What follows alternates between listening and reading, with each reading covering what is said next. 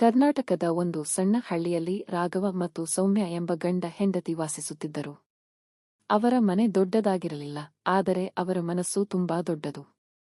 ಮದುವೆಯಾಗಿ 5 ವರ್ಷಗಳಾಗಿದ್ದರೂ ಅವರು ಇನ್ನೂ ಹೊಸದಾಗಿ ಮದುವೆಯಾದವರಂತೆ ಪ್ರೀತಿಯಿಂದ ಬದುಕುತ್ತಿದ್ದರು.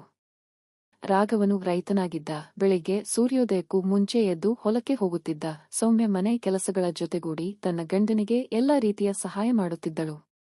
ಇಬ್ಬರ ಜೀವನದಲ್ಲಿ ಹಣದ ಐಶ್ವರ್ಯ ಹೆಚ್ಚು ಇರಲಿಲ್ಲ, ಆದರೆ ಒಬ್ಬರ ಮೇಲೊಬ್ಬರಿಗೆ ಇದ್ದ ಪ್ರೀತಿ ಮಾತ್ರ ಅಪಾರವಾಗಿತ್ತು. ಒಂದು ದಿನ ಭಾರೀ ಮಳೆ ಬಂದು ಅವರ ಹೊಲ ಸಂಪೂರ್ಣ ಹಾಳಾಯಿತು. ರಾಘವನ ಮುಖದಲ್ಲಿ ಬೇಸರ ತುಂಬಿಕೊಂಡಿತ್ತು. ಈ ವರ್ಷ ಬೆಳೆ ಇಲ್ಲದಿದ್ದರೆ ನಾವು ಹೇಗೆ ಬದುಕೋದು ಎಂದು ಆತ ಕಳವಳಪಟ್ಟ. ಆ ಸಮಯದಲ್ಲಿ ಸೌಮ್ಯ ಅವನ ಬಳಿ ಕುಳಿತು, ನಾವು ಒಟ್ಟಿಗೆ ಇದ್ದೇವೆ ಅಲ್ವಾ? ಹಣ ಹೋಗಬಹುದು, ಬೆಳೆ ಹಾಳಾಗಬಹುದು, ಆದರೆ ನಮ್ಮ ನಂಬಿಕೆ ಮತ್ತು ಪ್ರೀತಿ ಇದ್ದರೆ ಮತ್ತೆ ಎಲ್ಲವೂ ಸಿಗುತ್ತದೆ ಎಂದಳು.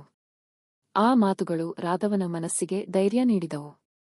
ಆಮೇಲೆ ದಿನಗಳು ಕಷ್ಟಕರವಾಗಿದ್ದವು. ಸಾಲದ ಒತ್ತಡ, ಮನೆಯ ಖರ್ಚು, ಊರವರ ಮಾತು ಎಲ್ಲವೂ ರಾಘವನ ಮನಸ್ಸನ್ನು ಕಾಡತೊಡಗಿದವು. ಆದರೆ ಸೌಮ್ಯ ಎಂದಿಗೂ ತನ್ನ ಗಂಡನನ್ನು ತಪ್ಪಾಗಿ ಮಾತನಾಡಲಿಲ್ಲ. ಬದಲಿಗೆ ಅವಳು ತನ್ನ ಚಿನ್ನದ ಸರವನ್ನೇ ಮಾರಿಬಿಟ್ಟು ಮನೆಯ ಖರ್ಚನ್ನು ನಿಭಾಯಿಸಿದಳು. ರಾಘವ ಇದನ್ನು ತಿಳಿದು ತುಂಬಾ ದುಃಖಪಟ್ಟ. ನಿನ್ನ ಆಭರಣ ಮಾರೋಷ್ಟು ಪರಿಸ್ಥಿತಿ ಬರಬಾರ್ದಿತ್ತು ಎಂದು ಕಣ್ಣೀರಿಟ್ಟ. ಸೌಮ್ಯ ಮೃದುವಾಗಿ ನಗುತ್ತಾ, ಆಭರಣ ಮತ್ತೆ ಖರೀದಿಸಬಹುದು, ಆದರೆ ನಿನ್ನ ಮುಖದ ನಗು ಕಳೆದು ಹೋದರೆ ಅದು ಮರಳಿ ಸಿಗೋದಿಲ್ಲ ಎಂದಳು. ಆ ಮಾತು ಕೇಳಿ ರಾಘವನ ಕಣ್ಣು ನೀರಿನಿಂದ ತುಂಬಿತು. ಕೆಲ ತಿಂಗಳ ನಂತರ ರಾಘವ ನಗರಕ್ಕೆ ಹೋಗಿ ಕೆಲಸ ಮಾಡಲು ನಿರ್ಧರಿಸಿದ. ಹಳ್ಳಿಯನ್ನು ಬಿಟ್ಟು ಹೋಗುವುದು ಇಬ್ಬರಿಗೂ ಕಷ್ಟವಾಗಿತ್ತು. ಆದರೆ ಬದುಕಿಗಾಗಿ ಬೇರೆ ಮಾರ್ಗ ಇರಲಿಲ್ಲ. ನಗರದಲ್ಲಿ ರಾಘವ ದಿನರಾತ್ರಿ ದುಡಿಯುತ್ತಿದ್ದ. ಸೌಮ್ಯ ಹಳ್ಳಿಯಲ್ಲೇ ಇದ್ದು ಮನೆಯನ್ನ ನೋಡಿಕೊಳ್ಳುತ್ತಿದ್ದಳು. ಪ್ರತಿದಿನ ರಾತ್ರಿ ಇಬ್ಬರೂ ಫೋನ್ನಲ್ಲಿ ಮಾತನಾಡುತ್ತಿದ್ದರು. ನೀನು ಊಟ ಮಾಡಿದ್ಯಾ ಎಂದು ರಾಘವ ಕೇಳುತ್ತಿದ್ದ. ಮೊದಲು ನೀವೇ ಹೇಳಿ ಎಂದು ಸೌಮ್ಯ ಪ್ರೀತಿಯಿಂದ ಉತ್ತರಿಸುತ್ತಿದ್ದಳು. ಅವರ ಮಾತುಗಳಲ್ಲಿ ದೊಡ್ಡ ವಿಷಯಗಳಿರಲಿಲ್ಲ, ಆದರೆ ಆ ಸಣ್ಣ ಕಾಳಜಿಯೇ ಅವರ ಸಂಬಂಧವನ್ನು ಇನ್ನಷ್ಟು ಗಟ್ಟಿಗೊಳಿಸಿತು. ಒಂದು ದಿನ ರಾಘವ ಕೆಲಸ ಮಾಡುವ ಕಾರ್ಖಾನೆಯಲ್ಲಿ ಅಪಘಾತ ಸಂಭವಿಸಿತು. ರಾಘವನ ಕೈಗೆ ಗಾಯವಾಯಿತು.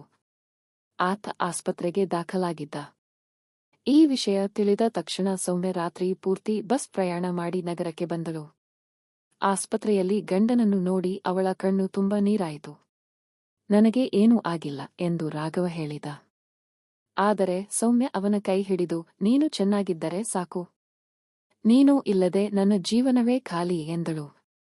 ಆ ಕ್ಷಣದಲ್ಲಿ ರಾಘವನು ತನ್ನ ಜೀವನದ ದೊಡ್ಡ ಸಂಪತ್ತು ಹಣವಲ್ಲ, ತನ್ನ ಹೆಂಡತಿಯ ಪ್ರೀತಿಯೆಂದು ಅರಿತುಕೊಂಡ.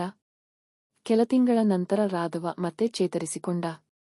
ಇಬ್ಬರೂ ಹಳ್ಳಿಗೆ ಮರಳಿದರು. ಹೊಸದಾಗಿ ಕೃಷಿ ಪ್ರಾರಂಭಿಸಿದರು. ಈ ಬಾರಿ ಅವರು ಹೆಚ್ಚು ಶ್ರಮಿಸಿದರು.